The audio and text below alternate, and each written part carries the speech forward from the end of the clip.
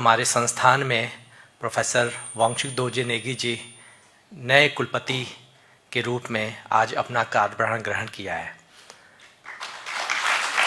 हम सभी तहे दिल से सर का अभिनंदन करते हैं, अभिवंदन करते हैं और हम लोग सौभाग्यशाली हैं कि इस ऐतिहासिक क्षण का हम लोग उपस्थित हैं और साक्षी बन रहे हैं। I take great pride and privilege to stand here and be a part of this special occasion. आज का दिन बहुत स्पेशल है। हमारे इतिहास में लिखा जाने वाला, स्वर्ण अक्षरों से लिखा जाने वाला ये दिन है, क्योंकि इसलिए सिर्फ नहीं कि आज हमारे बीच वाइस चांसलर की कुर्सी पे एक महान व्यक्तित्व बैठा है, बहुत लर्नड पर्सनालिटी बैठे हैं, इसलिए नहीं। 360 डिग्री कंप्लीट होता है जब एक छात्र इसी संस्था का हाईएस्ट कुर्सी तक पहुंच जाता है। तो इस 360 डिग्री कंप्लीट होने के लिए और इस हर बच्चे के उस सपने को साकार करने के लिए कि वो भी एक दिन अगर लगन से अपना कंट्रीब्यूशन करे तो वो इस कुर्सी पे विराजमान होगा। हम सब, मैं पूरे संस्थान की तरफ से सर को बधाई देती हूँ और मैं इस चीज़ के लिए भी बधाई देना चाहती हूँ कि उन्होंने जो एक एग्ज़ाम्पल सेट किया है पूरी यूनिवर्सिटी के लिए, अपने परिश्रम से, अपने लगन से, अपनी निष्ठा से, हम क्या कहें, सर के 5 साल का ये कार्यकाल जो सर को मिला है, उससे एक चीज़ तो प्रूव होती है कि जो इस यूनिवर्सिटी का मिशन और विशन है उसका संरक्षण सुनिश्चित हो गया। तो मैं खुद अपने आप को भाग्यशाली मानती हूँ कि मैं सर के साथ अगर कुछ भी सर के अंडर रह करके, सीख करके इस यूनिवर्सिटी में कंट्रीब्यूट कर सकूँ। तो हम सब सर दिल की गहराइयों से आपका अभिनंदन करते हैं, वंदन करते हैं और बहुत बहुत स्वागत करते हैं। आपके मन में यही था कि वांगचुक जी का ही इस पद का उस पद को ही सुशोभित होना चाहिए, ये सबका विचार में था। तो जैसे हम लोग के विचार में था वैसे ही हुआ है, इसलिए हम लोग अत्यंत संतोष और अत्यंत खुशी है। सब लोगों की एक इच्छा यही थी, चाहे स्पष्ट प्रत्यक्ष रूप से हो या चाहे परोक्ष रूप से हो, चाहे जिस किसी भी रूप में या गुप्त रूप में हो, तो सभी लोग यही चाहते थे कि हमारे प्रिय नेगी जी ही सबसे सक्षम हैं, क्योंकि उनको अनुभव भी है। मित्रों, प्रोफेसर वांगचुक दोरजे नेगी जी अभिनव नियुक्त स्थायी कुलपति का पद बहुत शिक्षा क्षेत्र में, मैं जहां तक समझता हूं, बहुत विशाल होता है। ये समझिए हिमालय की शिखर के जैसा और समुद्र की उत्ताल तरंगों लहरों से लहराए अनुपम संयम, धैर्य और गहराई का प्रतीक जो है कुलपति पद होता है, इसमें कोई दो राय नहीं है। कुलपति को मैं जहां तक समझता हूं हंस की संज्ञा दी जानी चाहिए। हंस कैसा होता है आप जानते हैं, नीरक क्षीर विवेकी हंस होता है। दूध से पानी को क्या है, अलग कर देता है, और दूध को क्या कर लेता है, ग्रहण कर लेता है, उसे हंस कहा जाता है जो है। तो मैं जहां तक समझता हूं नीरक क्षीर विवेकी पद, गुण दोषों का आकलन, सीधी भाषा में कहें तो गुण दोषों का आकलन करने वाला, सही ढंग से परीक्षण करने वाला, समझने वाला, गहराई से समस्याओं को बहुत अच्छे ढंग से जो है क्या है, सही अंदाज में लेते हुए और अपनी प्रखर मेधा के बल पर जब उसका वो समाधान करते हैं तो निश्चित रूप से उस संस्था का विकास होता है। और इस दायित्व के निर्वाह में मैं जहां तक समझता हूं हमारे नवनियुक्त कुलपति, कोई दो राय नहीं है, इसमें पूर्ण रूप से समर्थ है, मुझे पता है। क्यों? आपको पता होना चाहिए ये वज्रयानी हैं। वज्रयान दर्शन पारमिता पारमितायान है, आप 6 पारमिताओं से संपन्न हैं, आप प्रज्ञाशील समाधि, ये जो त्रिशिक्षा है इसके प्रतीक बौद्ध भिक्षु हैं, आप साधक हैं आप। तो मैं जहां तक समझता हूं कि केंद्रीय उच्च तिब्बती शिक्षा संस्थान डीम्ड यूनिवर्सिटी का आज यह परम सौभाग्य है मित्रों कि आपने एक पारमिता यान के, बौद्ध महायान के साधक, ये साधना करते हैं, साधक मिल जाए तो समझिए सबसे बड़ा भाग्य है। साधक कुलपति आपको मिल जाए, भिक्षु कुलपति मिल जाए, विद्वान कुलपति मिले, उस संस्था का अहो भाग्य है। क्यों? देखिए वो 3 तिगड़म का काम नहीं कर सकता है। एक तो ये सबसे अच्छा है, हाँ ये आप समझ जाइए, क्योंकि उसे ताना बाना आजकल जो आधुनिक जमाने के हिसाब से होता है वो आता ही नहीं है, वो जानता ही नहीं है, उस ओर वो कभी जाता ही नहीं है, क्योंकि वो तो साधना के मार्ग पर मैडम चलता है ना।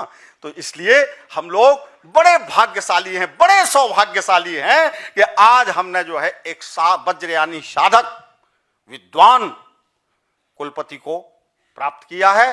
अत्यंत अभिभूत हैं, अत्यंत आह्लादित हैं, अत्यंत प्रसन्न है हमारा पूरा संस्थान परिवार। और निश्चित रूप से मुझे पूर्ण रूप से 100% विश्वास है महोदय कि इस संस्थान का विकास आपके कुलपतित्व में हर संभव होगा। आप 100 वर्ष से भी अधिक आयु, जितनी विपुल आयु होती हो, पश्यन्तु सरदा सतम, जीवन्तु सरदा सतम, प्रब्रुवन्तु सरदा सतम, अदीना भवन्तु सरदा शतात्। ये वेद वाणी के द्वारा मैं आपके शतायुष्य की प्रार्थना करता हूं महोदय। जब मैं ये सोचता हूँ इस संस्थान का कुलपति के बारे में, एक कुलपति सामान्य नहीं, जैसे हमारे प्रोफेसर चतुर्वेदी जी ने कहा, एक कुलपति को हिमालय सा विशाल, सागर सा गंभीर, ऐसा व्यक्तित्व वाला ज्ञान गुण से और आचरण से भरा होना चाहिए। ऐसा मेरे अंदर बिल्कुल भी नहीं है, ऐसा मेरे अंदर दूर दूर तक नहीं है। इस चीज़ को मैं जानता हूँ, इस चीज़ को मैं जानता हूँ।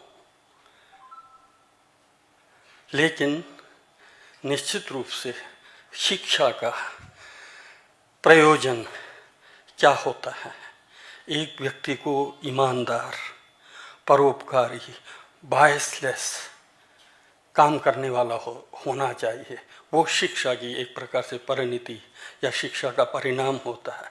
अगर उस संबंध में कहूँ, मैं अपने से संतुष्ट हूँ। मैंने अपने जीवन में किसी भी प्रकार का बायस, भेदभाव मैंने नहीं किया। जहाँ सत्य है मैंने उसको जो है भरपूर ढंग से, जहाँ भी आवश्यकता पड़ी, कहा। मैंने पीछे नहीं हटा। शायद यही कारण है, इसी का पुण्य का फल है। मैं समझता हूँ आज मैं इस पद पर आसीन हो रहा हूँ, अन्यथा मेरे पास ज्ञान या नॉलेज ऐसा कुछ भी नहीं है। संस्थान किसी एक व्यक्ति से तो बनता नहीं है, हम सबका सहयोग से जो है ये संस्थान आगे बढ़ेगा। बाकी बहुत ज़्यादा मैं योजना ये है वो है, मैं क्या करूं, यहीं पर हूं। लेकिन इसके बावजूद भी इतना ज़रूर है कि इस संस्थान के उद्देश्य, मुख्य उद्देश्य क्या है, रिस्टोरेशन, ट्रांसलेशन, दुर्लभ योजना आदि है, वो बिल्कुल खाली होने जा रहे हैं। इसके लिए जो पहले रिम्पोची जी ने 1990 में ये रिग्रेस ट्रेनिंग का जो योजना था, 2 साल के लिए बच्चों को आचार्य के बाद या पीएचडी के बाद जो रिग्रेस ट्रेनिंग वाला कोर्स था, मैं चाहता हूं कि उसको जो है शुरू करूंगा, रिग्रेस ट्रेनिंग, जिससे कि बच्चों को ट्रांसलेशन, रिस्टोरेशन करने लायक हम ह्यूमन रिसोर्स जो है तैयार कर सकें, जिससे कि डिपार्टमेंट जो है सही ढंग से चले। उस पर जोर देने का इच्छा है। और वहीं गवर्नमेंट ऑफ इंडिया जो हमको अनुदान दे रही है वो बेकार ना जाए, वो मीनिंगफुल हों, क्योंकि एक एक रुपये देश के गरीब जनता का कर है, टैक्स से जमा किया हुआ पैसा है, उसका उपयोग सही मायने में हो और उनके ऋणी को समझे, है ना। इस ऋणी भाव के साथ हम लोग एक साथ जुड़कर मिल कर के काम करें, मैं समझता हूँ फिर हमारा संस्थान आगे बढ़ेगा। और दूसरा एक अंत में यही कहना चाहूँ, मेरे लिए मैं बहुत सिंपल आदमी हूँ, मैं बिल्कुल वो हूँ साधारण, ठीक है। मेरा दरबार आपके लिए फ्री है, ओपन है। मेरे पास कोई वहाँ नहीं रहेगा दरवाजे पर परमिशन लेते हुए आने। जो कुलपति लोग होते हैं ताम झाम के साथ, ताम झाम मैंने अपने जीवन में सीखा ही नहीं है। जो मैं अगर किसी का काम में आ सकूं वही सबसे बड़ा मेरा ताम झाम है। मुझे कोई हिचक नहीं है, मुझे यहाँ से दमयक स्तूप के पास रिक्शा पर चढ़ के जाने में कोई आपत्ति नहीं है। मैं रिक्शा से सारनाथ जा सकता हूँ, परिक्रमा करके आ सकता हूँ। ये नहीं कि मैं कुलपति हूँ, ये क्या होगा, इसका मुझे कोई भी चिंता नहीं है। इस चीज़ को मैं कर सकता हूँ, करते भी रहा हूँ। तो इसलिए मेरा दरबार या मेरा ऑफिस आपके लिए बिल्कुल ओपन है। कोई भी समस्या हो लेकर आइए, मैं उस पर प्रजातांत्रिक रूप से विचार करूंगा। ये आज हम लोगों के लिए वास्तव में जो पूर्व वक्ताओं ने कहा कि आज बहुत सौभाग्य का दिन है। निश्चित रूप से केंद्रीय उत्तरवर्ती शिक्षा संस्थान के लिए सौभाग्य का दिन है कि हमारे लिए अब 5 वर्षों के लिए एक नए नियमित कुलपति हमारे को प्राप्त हुए हैं, और वो भी इसी संस्थान से जिन्होंने 77 से यहाँ पर जो अध्ययन भी किया और शिक्षा के साथ साथ जो है फिर लद्दाख में निदेशक के पद पर रहे, और अनुभव अच्छा है। और ख़ास करके फिर विश्व में भी काफ़ी घूमे हैं आप, जो है बहुत जगह जो है अध्यापन के लिए गए हैं। तो मैं बहुत नहीं कहते हुए मैं निश्चित रूप से आज जो है विशेष रूप से आपके प्रति आदर व्यक्त करता हूं, और इस विशेष पद को सुशोभित करने के लिए मैं जो है अपने तहे दिल से आपको आभार व्यक्त करता हूं, और कामना करता हूं कि जो नींव प्रोफेसर जमनोंग रिम्पोचे जी ने रखा था वो जो है और आगे बढ़ेगा, और केंद्रीय उत्तरवर्ती शिक्षा संस्थान पहले से ज़्यादा सुदृढ़ और शैक्षणिक रूप में, हम लोग यहाँ पर कोई विशेष कार्य के लिए नहीं आए, शिक्षा के लिए आए हैं।